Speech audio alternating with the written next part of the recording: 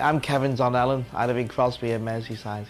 I'm affected by thalidomide, and the quaint term is four-limb deficient, and it means basically I was born without arms and legs, and I've got shortened arms attached to me shoulders, and I've got feet attached to me hips. It's very hard to say how my impairment's affected me because I've lived with it basically, so it's not a conscious thing I've thought about.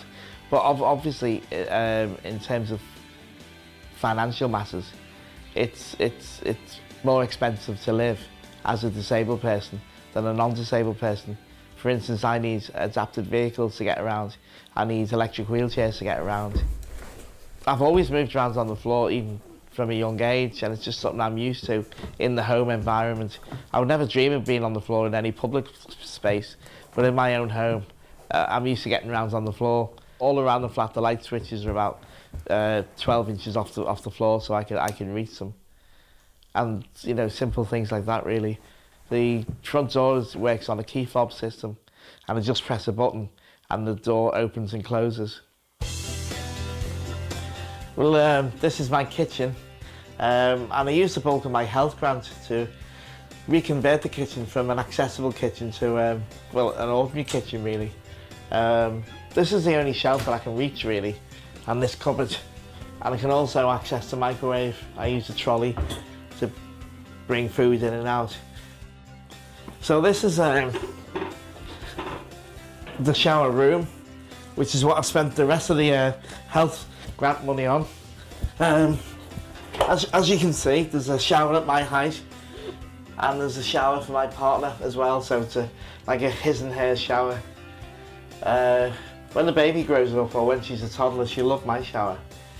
And I've also got twin sinks, a sink at my level and a sink for Angela to use. And as you can see, this is the loo, but it's not just an ordinary loo, it's actually, well, basically it washes your bum and dries your bum as well, so it's essential for dignity really. I'd be lost without this loo. It needs to be serviced every year. So the running cost is about £500, £600 a year, which comes out my allocation from the trust. I've never actually fallen down the loo yet. A couple of near misses when I've had a few pints, but I've got a good sense of balance. I've got a male PA now, a young lad called John who comes in, who helps me. And that's worked out fine.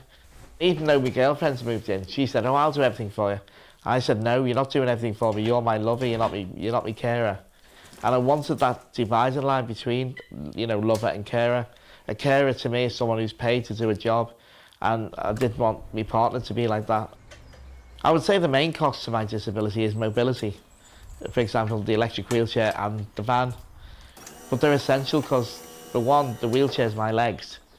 So even though it might cost, you know, £4,000, £5,000, £6,000 for a decent outdoor chair, it's essential. And also the van is essential for me to get from A to B. I got the van 9 years ago, and I paid just over £40,000, which included the van plus the adaptations. So it's not cheap. And I suppose if I was to replace it now, it'd probably cost between £50,000 and £60,000. And I love driving, and it gives me a great sense of freedom and independence. And it's the only time when I feel equal with everyone else. I've spent about £20,000 on my teeth over the last 6 years or so. And I do blame thalidomide for the condition of my teeth. For example, using button hooks to pull up my zips, I have to use my teeth because my jaw's stronger than my hands. With most things to do with disability, I found that the prices are extortionate. Probably because we've got a small market, and also because the items are essential. I mean, if everyone needed button hooks, for example, then they'd be dead cheap. If everyone needed the adaptations that I've got on my car, they'd be dead cheap compared to what I pay. I can't wait actually for when Daisy becomes a toddler. I've not thought too far ahead when she, you know, grows up and goes to school, etc. I'm sure there's going to be a lot of sorts of problems to solve. But I can't wait to take her to school in my van and stuff like that. So I want to do as much as I can as a father. In terms of like when she does grow up, obviously this flat's going to be too small for the three of us. So I probably will have to look at that, moving somewhere where there's more space, and then think about, you know, adapting the new place as well. That's going to cost a hell of a lot of money. So at the moment, financially there's no way I could afford to move. I mean, we should be getting these health grants every year, to be honest, because as we get older, our expenses are getting even greater in terms of wear and tear on our bodies, in terms of the activities we do, etc. And I think, you know, we need that kind of money every year, not just as a one-off healthcare grant.